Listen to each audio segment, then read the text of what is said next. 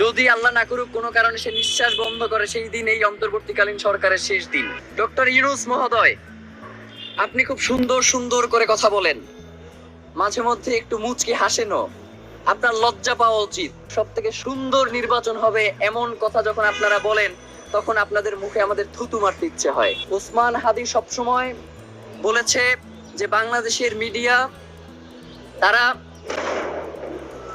অতীতে যেই পক্ষপাত দুষ্ট আচরণ করেছে, কিন্তু আমি ওসমান হাদিকে তারা যেভাবে সর্বাত্মক সহযোগিতা করেছে সবসময়, এটা আমি তাদের প্রতি চিরকৃতজ্ঞ, এটা সে সবসময় বলতো। সুতরাং আমরা মনে করছি আপনি একই সাথে সাংবাদিক এবং বাংলাদেশের একজন মানুষ, সুতরাং আপনাদের কাছেও বিভিন্ন ধরনের তথ্য বিভিন্ন জায়গা থেকে আসে। আপনাদেরও কর্তব্য রয়েছে, যারা বাংলাদেশের স্বাধীনতাকে বিনষ্ট করতে চায় তাদের বিরুদ্ধে আপনারা আপনাদের প্রতিবাদ জারি রাখবেন। এবং মিডিয়াগুলোতে আপনারা যাদেরকে আমন্ত্রণ জানান তাদেরকে আমরা দেখি যে তারা একজন মানুষ হসপিটালের বিছানায় পড়ে আছে আর তাকে নিয়ে তারা উল্লাস প্রকাশ করছে। এই ধরনের মানুষকে আপনারা যখন টক শোতে জানান, তখন আপনাদের প্রতি আমাদের কিছু বলবার থাকে না, শুধু ধিক্কার জানাতে ইচ্ছা হয়। আমরা আর এই ধিক্কার জানাতে চাই না। আমরা মনে করি আপনারা যাদেরকে এই টক শোগুলোতে আমন্ত্রণ জানান, আপনাদের অবশ্যই এই ব্যাপারে সতর্ক হওয়া প্রয়োজন। কারণ মানবাধিকার শুধু মানুষের জন্য, কোনো পশুর জন্য কোনো মানবাধিকার নাই। পশুর কণ্ঠস্বর তো আসলে আমরা মিডিয়ার মাধ্যমে আপনাদের কাছ থেকে শুনতে চাই না। এটা সম্ভবত 5 থেকে 10 মিনিট আগের ঘটনা, যে তারা বলেছে যে খুনি আমাদের প্রতিবেশী রাষ্ট্র ভারতে পালিয়েছে।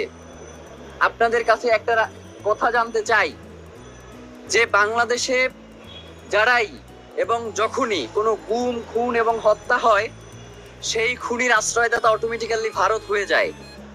তো একটা প্রতিবেশী রাষ্ট্রের দায়িত্ব কি তার পার্শ্ববর্তী রাষ্ট্রের যে নিরাপত্তা যারা বিঘ্নিত করে তাদেরকে আশ্রয় দেয়া, নাকি তার পার্শ্ববর্তী রাষ্ট্রের নিরাপত্তা যাতে কোনোভাবে ব্যাহত না হয় সেই দিকে সহযোগিতা করা?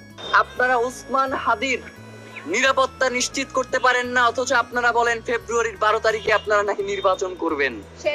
এক আসনের প্রার্থীর আপনারা নিরাপত্তা নিশ্চিত করতে পারেন না, আর 300 আসনে আপনারা ইলেকশন করবেন এবং সেই ইলেকশন সুষ্ঠু হবে, কোনো ঝামেলা হবে না এবং সব থেকে সুন্দর নির্বাচন হবে এমন কথা যখন আপনারা বলেন, তখন আপনাদের মুখে আমাদের থুতু মারতে ইচ্ছে হয়। আপনাদেরকে আমরা জানাতে চাই যে ইতিপূর্বেও ওসমান হাদি তার শঙ্কার কথা জানানোর পরেও কেন গোয়েন্দা সংস্থা থেকে তাদের বিরুদ্ধে কোনো ধরনের ব্যবস্থা নেওয়া হলো না। এবং আপনারা জানেন যে এই যে খুনি, এই খুনি ইতিপূর্বেও গ্রেফতার হয়েছে এবং তাকে এই সরকারের আমলেই জামিন দেওয়া হয়েছে। আমরা তো মনে করি যে তার এই জামিন ওসমান হাদিদের মতো যারা জুলাইয়ের কণ্ঠস্বর, যারা বাংলাদেশের স্বাধীনতা সার্বভৌমত্বকে ভালোবাসে, যারা বাংলাদেশের স্বাধীনতা সার্বভৌমত্বকে টিকিয়ে রাখার জন্য লড়াই করছে, তাদেরকে আসলে মেরে ফেলার জন্যই এদেরকে বের করা হয়েছে। যেহেতু আপনারা ওসমান হাদিকে আমরা 48 ঘন্টা সময় দিয়েছিলাম, আপনারা এই 48 ঘন্টার মধ্যে ওসমান হাদির যারা খুনি রয়েছে তাদেরকে আপনারা গ্রেফতার করতে পারেন নাই।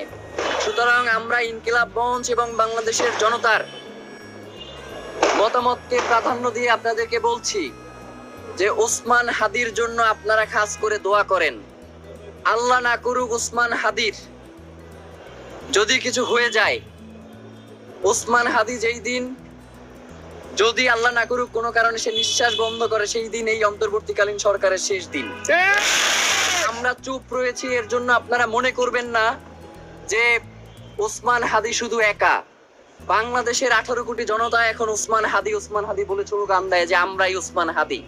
সুতরাং আপনার এই ক্ষমতা, আপনার এই রাষ্ট্রের স্থিতিশীলতা বজায় রাখার জন্য অতি দ্রুত যারা এর পিছনে দায়ী রয়েছেন তাদেরকে গ্রেফতার করা হোক। ইনকিলাব মঞ্চের পক্ষ থেকে আপনাদেরকে জানাচ্ছি যে আগামী কালকের মধ্যে যদি এই আসামি গ্রেফতার না হয়, তাহলে আমরা স্বরাষ্ট্র উপদেষ্টা এবং আইনমন্ত্রী এই দুইজনের পদত্যাগ দাবি করছি। এবং আমরা সেই সাথে আপনাদেরকে জানাতে চাই যে আগামীকালকে ঢাকায় শহীদ মিনারে ইনকিলাব মঞ্চের পক্ষ থেকে সর্বদলীয় একটি প্রতিরোধ সমাবেশের আয়োজন করা হয়েছে বিকাল 3টায় শহীদ মিনারে। 5ই আগস্ট যেই কাজটা করবার আমাদের দায়িত্ব ছিল, আমরা সেই কাজ করতে পারি নাই। আগামীকালকের প্রতিরোধ সমাবেশে আমরা সেই অসমাপ্ত কাজ পূর্ণ করার ঘোষণা করব ইনশাআল্লাহ। বাংলাদেশের স্বাধীনতার সার্বভৌমত্ব টিকিয়ে রাখতে হলে বাংলাদেশে ভারতের কোনো দাসত্ব মেনে নেওয়া হবে না।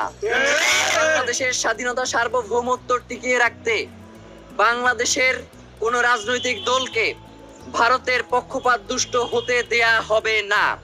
যারাই বাংলাদেশের অবস্থান করে ভারতের পক্ষ নিবে, বাংলাদেশে যেভাবে জুলাই পরবর্তী সময়ে তাদেরকে বাংলাদেশ থেকে বিতাড়িত করা হয়েছে, আপনাদেরকে ঘোষণা করে দিতে চাই যে যদি আপনারা শুধু ভোটের জন্য যদি আপনারা আপনার ভাইয়ের রক্ত ভুলে যান, তাহলে বাংলাদেশের জনগণ ঘোষণা করছি যে আগামী কালকে আমরা সর্বাত্মক প্রতিরোধ ইনশাআল্লাহ শুরু করছি। আর কোনো বিন্দু মাত্র ছাড় দেয়া হবে না।